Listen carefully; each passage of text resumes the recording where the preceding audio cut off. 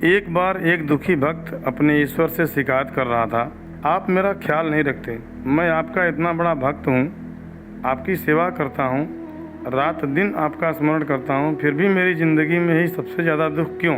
परेशानियों का अंबार लगा हुआ है, एक ख़त्म होती नहीं कि दूसरी मुसीबत तैयार रहती है। दूसरों की तो आप सुनते हो, उन्हें तो हर खुशी देते हो।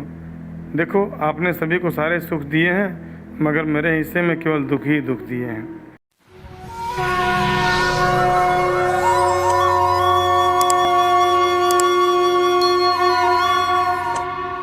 एक बार एक दुखी भक्त अपने ईश्वर से शिकायत कर रहा था, आप मेरा ख्याल नहीं रखते।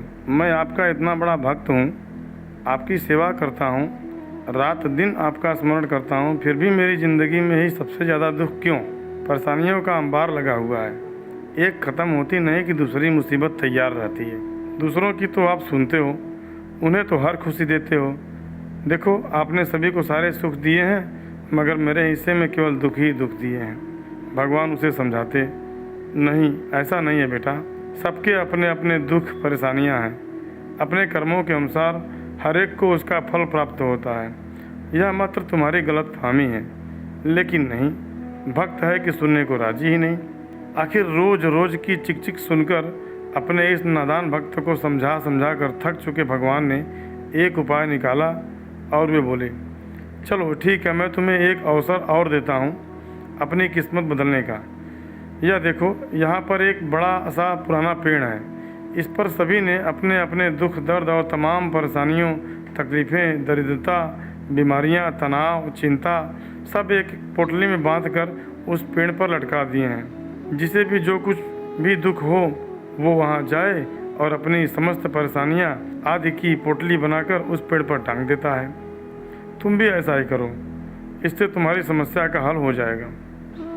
भक्त तो खुशी के मारे उछल पड़ा, धन्य है प्रभु जी आप तो, अभी जाता हूँ। तभी प्रभु बोले, लेकिन मेरी एक छोटी सी शर्त है। कैसी शर्त भगवान? तुम जब अपने सारे दुखों की परेशानियों की पोटली बनाकर उस पर टांग चुके होगे, तब उस पेड़ पर पहले से लटकी हुई किसी भी पोटली को तुम्हें अपने साथ लेकर आना होगा तुम्हारे लिए। भक्त को थोड़ा अजीब लगा, लेकिन उसने सोचा चलो ठीक है। फिर उसने अपनी सारी समस्याओं की एक पोटली बनाकर पेड़ पर टांग दी। चलो, एक काम तो हो गया, अब मुझे जीवन में कोई चिंता नहीं। लेकिन प्रभु जी ने कहा था कि एक पोटली जाते समय साथ ले जाना। ठीक है, कौन सी वाली लूँ? ये छोटी वाली ठीक रहेगी या बड़ी वाली? दूसरे क्षण उसे ख्याल आया, मगर पता नहीं इसमें क्या है, चलो वो वाली ले लेता हूँ। फिर सोचता है, अरे बाप रे, मगर इसमें कोई गंभीर बीमारी निकली तो? नहीं, अच्छा ये वाली ले लेता हूँ, मगर पता नहीं यह किसकी है और इसमें क्या दुख है। बाप रे, हे भगवान, इतना कन्फ्यूजन। वो बहुत परेशान हो गया और सच में बंद मुट्ठी लाख की खुल गई तो खाक की। जब तक पता नहीं कि दूसरों की पोटलियों में क्या दुख है, क्या परेशानियां हैं, चिंता मुसीबतें हैं, तब तक तो ठीक लग रहा था। मगर यदि इनमें अपने से भी ज़्यादा दुख निकले तो? हे भगवान, कहाँ हो? भगवान तुरंत आ गए। क्यों, क्या हुआ? पसंद आए जो वो उठा लो।